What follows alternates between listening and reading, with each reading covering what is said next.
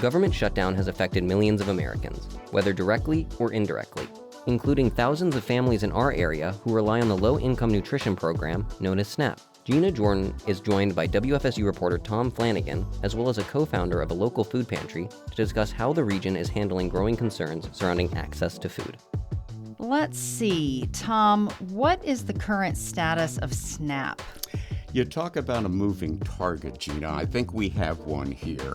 Judges keep issuing rulings, but still thousands of people in our area are still awaiting money from that federal low-income nutrition program that they call SNAP. Yeah, SNAP stands for Supplemental Nutrition Assistance Program. And as you and I are chatting, an appeals court has ruled that full payments must be paid for November. And then we had a previous ruling about partial payments, and the Trump administration keeps appealing. And in the meantime, you've got a whole bunch of people, really a heartbreaking number of families that are still trying to figure out how to get food, because that money, Gina, stopped flowing back on November 1st due to the federal government shutdown. Yeah, it's shocking, especially when you see how some local food distribution events have had people in lines for hours, even, long before the scheduled start of the event. Oh, let me tell you about this. I went out to a couple of food distributions here over the past week plus here. And now these were all held, Gina, by Second Harvest to the Big Bend, and they took place in the parking lot of the old Sears store over at Governor Square Mall. And between the two giveaways that I saw, about 2,500 families in total received food.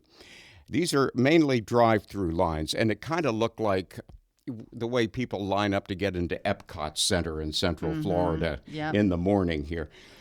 But I did see one woman. She was pulling a little, wagon. It was a canvas container that had a few bags of food in it, and she was just pulling it up through the parking lot. And she identified herself as Melanie. She wouldn't give her last name.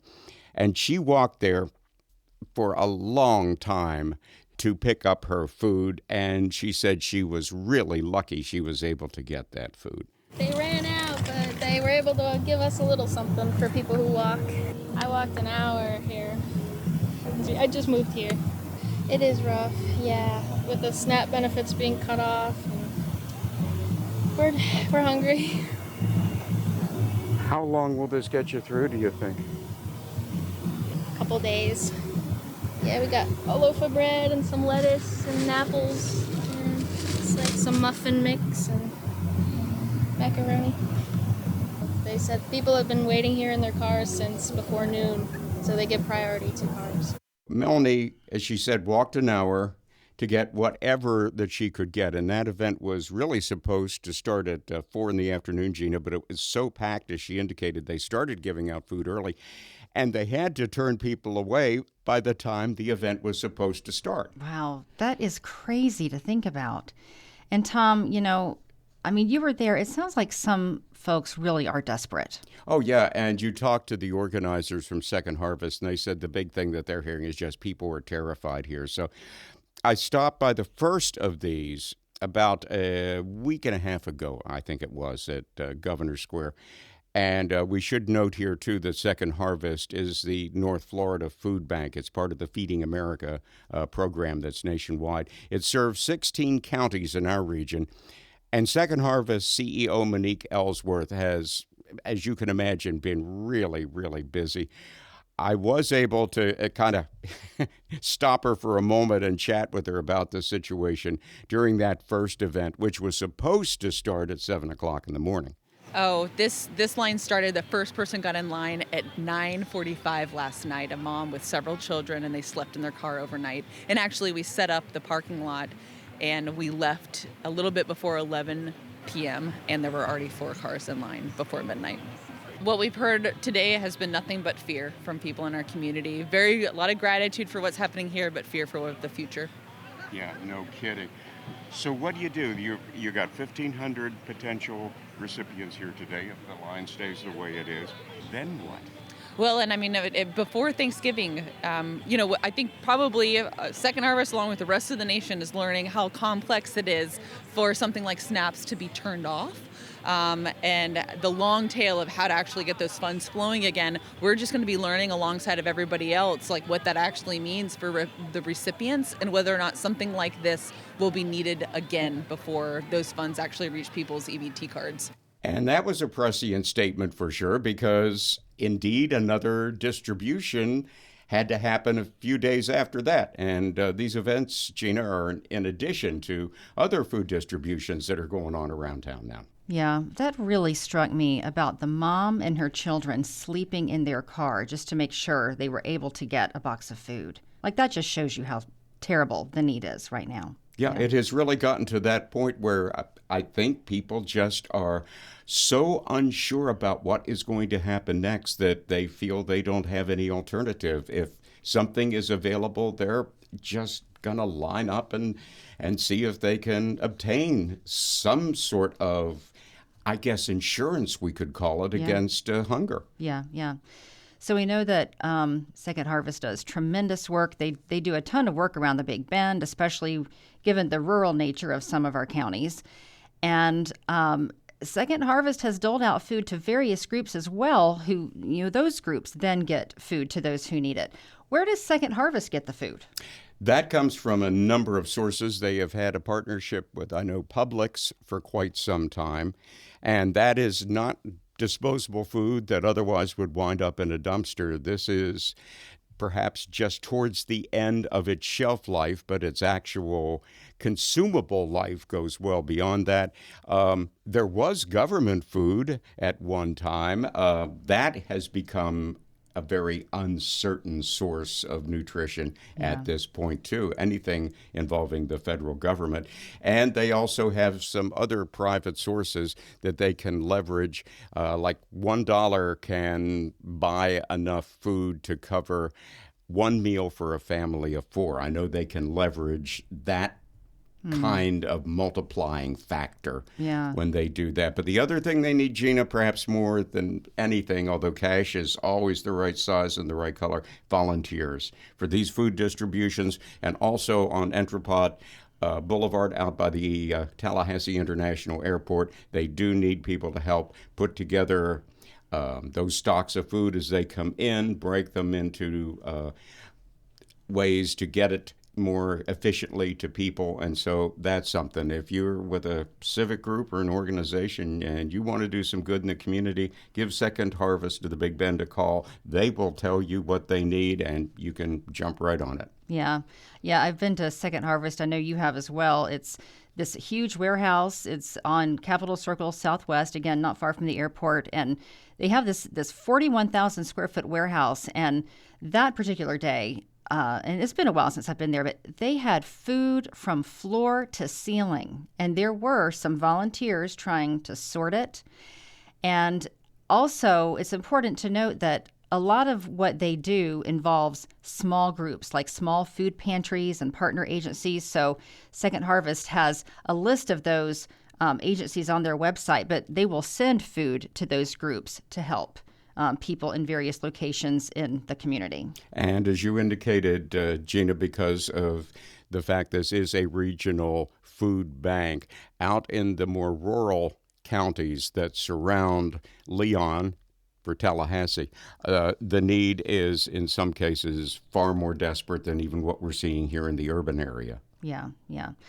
Well, a lot of groups are really pitching in to do what they can to help. And you spoke with Freddie Branham. Tell us about him. Yeah, Freddie is the executive director of ECHO. And if you're unfamiliar with that, it's an outreach ministry, serves people in crisis and poverty in Leon County. Been around since 1981. They've done all kinds of things. And I think one of their kind of statements of describing what they are about is, they'll give you a fish, but they teach you how to fish as well, so you can get out from under subsidy, whether it's government or private sector or what else. And we talked to him about people in crisis and hungry folks right here in Leon County. Yeah, so we're right there in the middle of it. We're partners with Monique and Second Harvest. A number of churches keep our pantry shelf stocked as well, and have thankfully this is the season that a lot of people step in and do restock. They're in a season of Thanksgiving and gifting to make a difference what we thought would be at the end of this month or at the end of December. Now we've been forced to pivot and respond to current needs. No different than we've done our whole livelihoods. 5 years ago it was a pandemic. We encounter different needs at different times. We can never really anticipate what the need's going to be. But in this particular case, it's all about food in the news. It's all about rent costs and cost of living in general that are going up while earnings are not necessarily keeping track with that. This invitation to talk with you today was predominantly about a fun festive event that's coming up here for us, Winterfall, on November 20th. But as you can imagine, the planning that was in place was well before the government chose to close its doors and the resulting, impacts that have trickled down from there. And like Freddie said, Gina, that resulting impact of the government shutdown and the loss of SNAP benefits and all of that are just so far-reaching. And we're going to be certainly keeping everyone abreast of new developments about food distribution events in our area and anything else we can do to help. Absolutely. Tom, thank you so much for your reporting on this. Oh, you bet. It is heart-wrenching, but at the same time, Gina, it is also a very positive thing because you can see how the community is coalescing around this issue and really trying to help. Absolutely. In fact, a small group that has been around for almost 4 years and is now stepping up to help even more is Little Sunshine Pantries. And I spoke with president and co-founder Nathan Pugh. It's something that's just started out of the front porch of my wife and I and children's home, just interacting with individuals that were walking through or passing by the neighborhood. And then it's now grown into a shared storage space, lots of volunteers. So it's grown exponentially from the little front porch of our house. What prompted you to start this? I think there's a time in everyone's life where you have a decision to choose either empathy or apathy. Like many people, I was raised with learning about helping the old lady cross the street, or if you were growing up in church, you hear about the Good Samaritan. And so those things, I think, helped influence how we decided to react to people when they were reaching out to us for needs. Are you guys being inundated with requests for help? Yeah, so we have a lot of what we call micro pantries, the refurbished metal newspaper stands that community members have painted, and they're placed around food insecure neighborhoods around town, typically near a bus stop, so that those without normal transportation can still have access. We also do deliveries to households, single mothers, elderly, families with children. And so our delivery schedule, we started averaging about 10 per week prior to SNAP being paused or unfunded. And the last 2 weeks, we've been doing 20. So we're now up to an average of 960 or 1,000 pounds every week to about 20 households consisting of roughly 48 children. So it's, you could say, doubled, but our request list, I've already got next week booked at 20, and then the following week is almost already there as well. So it's either doubled or tripled. I'm having trouble keeping up. Yeah. So you guys have these stands that you place around. You said they're like the old newspaper stands that people can they could literally see one, walk up, open it, and get something? Correct. Low to no barrier. They're often empty within just a couple hours. Depending on when they're filled, relationships are built with those that are stocking it and those that are receiving. So sometimes there's a bit of a routine between whatever's been cultivated between that partner and that individual, but some get filled up about once a week, some maybe 2 or 3 times a week, but they're empty almost immediately. Oftentimes you are attempting to fill it and you end up just letting folks, shop out the back of your truck. Do you know how many of these micro pantries you have set around? We have about 18 that are still up and in operation. We have a few that are pulled out for repair or getting relocated. or getting ready to be assigned to a new adoptee. There's another group that has blue wooden ones called Help Shelf. You'll see churches have like a grace box or a giving box. So we're just one of the network of the micro pantry method. If you go to littlesunshinepantries.com, you can see an interactive Google map that has pinned all of our pantries as well as all the other help shelves we can find. But it's an ever evolving map. It's, I'd say, 85% accurate. Wow, that's a great resource. And this is all over Tallahassee, all around Leon? The pantries, if we talk about it as the whole, yes, they're all over Tallahassee. How much food do you deliver? Would it be like a week's worth? We try to put as much as we can in. We get all of our food through Second Harvest, and a lot of it comes in what they call banana boxes. So it's a large cardboard box. We average about 45 to 50 pounds per box. That consists of frozen meats, produce, often dairy if we can get it, like eggs and milk and juice, as well as shelf-stable and dry goods. But we're pushing about 45 to 50 pounds per household per week. How they're able to stretch it can be dependent on, is it a single individual at the house or is it a single mother with 5 kids? So we try to accommodate based on the request or the context of the household. So if there's children, we're going to try and incorporate yogurts, or if we can get our hands on, unfrozen popsicles and stuff like that. But the easiest metric I have right now is weight. Yeah. Can you give us an idea of who benefits from the pantries? Like if someone had some sort of preconceived notion about who would be needing this food, maybe you can give us a better description. So the pantries, to be honest with you, even to my surprise, as we've been operating them for the years, serves quite a wide range of folks. There's a lot of homeless individuals that are using them. There's individuals that haven't been able to make it to a meal share or a food distribution, possibly because of their work hours or primarily because of lack of transportation. And that's why we attempt to place them close to like a bus stop or something that has a public transport. But I've also have some like outside of Rudiger. So lots of children are using the pantries as they're walking to and from school. I've had families and vehicles stop and try to go through a few pantries to get enough food. And that's just the reality. Whether you have a car or a house or a job and all three of those things, you still can become food insecure quite quickly, as we're seeing right now with SNAP being pulled. I think it could be hard for people who have plenty of food, they have easy access to food, to try to understand how this can truly be such a problem in America. And the truth is, a lot of people are food insecure. They do need your help. They do get help from Second Harvest. Can you help us understand what the need really is? Yeah, I think the unfortunate reality is that food insecurity is, generally speaking, the status quo. The problem becomes quieter and easier to dismiss when SNAP is in operation. And it's not so much a production issue, as I'm sure lots of folks know. I mean, from farm to table, there's about 40% or so of waste. Most of the food that we're distributing is rescued food, that grocery stores couldn't sell. So it's more of a distribution issue and an accessibility issue.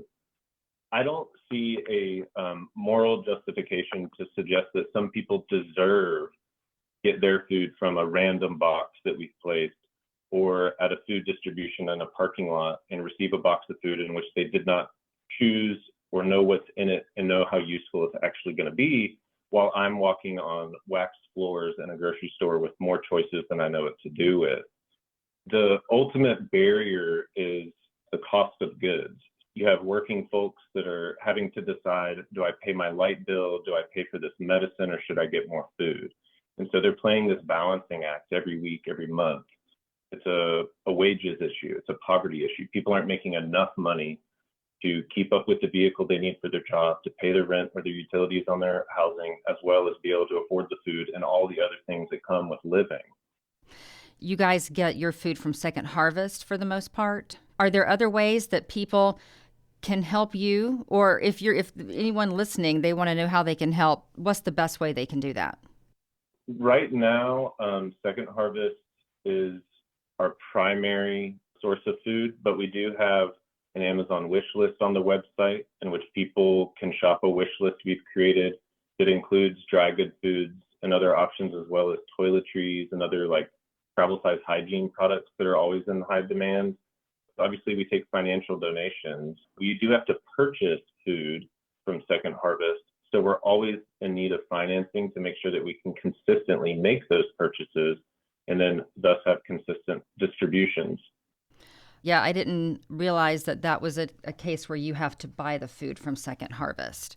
Yeah, Second Harvest, as you'll see like they're doing now, will do way larger scale distributions than we can do. So they have the scale and capacity for really massive distributions, but their primary function is just sourcing the food. So all the grocery stores, almost all, are already partnered with Second Harvest. Then you have to contact Second Harvest to receive the food. I'm not dismissing them at all. There's affordability to it. You're paying fractions per pound, but you still have to purchase it, in which then they will deliver it to where you're storing it. As a partner with Second Harvest, we can also receive what's called a retail drop, where a Second Harvest truck will run up to Publix, get all the rescued food, and then drive it directly to you at your distribution site. That's free.